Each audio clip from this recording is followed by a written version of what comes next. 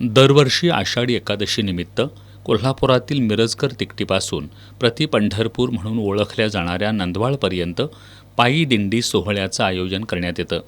त्यानुसार यावर्षीही टाळ मृदंगाच्या गजरात माऊलींची पालखी विठ्ठल मंदिरापासून नंदवाळकडे प्रस्थान झाली.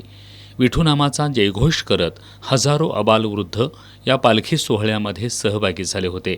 दरम्यान डी.वाय. पाटील ग्रुपचे विश्वस्त माजी आमदार ऋतुराज पाटील, राज्य नियोजन मंडळाचे कार्यकारी अध्यक्ष आमदार राजेश क्षीरसागर, काँग्रेसचे शहराध्यक्ष सचिन चव्हाण आणि राष्ट्रवादी काँग्रेसचे शहराध्यक्ष आदिल फरास यांनी काही काळ एकत्र येत माऊलींच्या पालखीचं सारथ्य केलं. रंकाळा ते नंदवाळ या पालखी मार्गावर शहरातील तसंच आसपासच्या गावातील भाविक दिंड्या पताका घेऊन सहभागी झाले होते. सेवाभावी संस्थांच्या वतीनं दिंडीतील सहभागी भाविकांना ठिकठिकाणी फराळाचं वाटप करण्यात येत होतं. दरम्यान नवीन वाशी नाक्याजवळ डी.वाय. पाटील ग्रुप आणि काँग्रेसच्या वतीनं भाविकांना दिवसभर फराळ वाटप करण्यात आलं.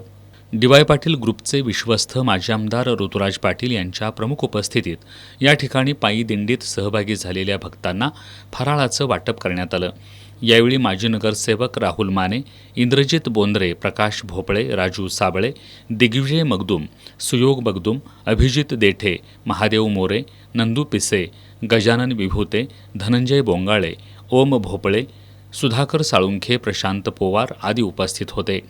ठाकरे सेनेचे जिल्हाप्रमुख रविकिरण इंगवले, अवधूत साळोखे, सागर साळोखे, विजय देसाई यांनी देखील या ठिकाणी उपस्थिती लावत भाविकांना फराळ वाटप केलं.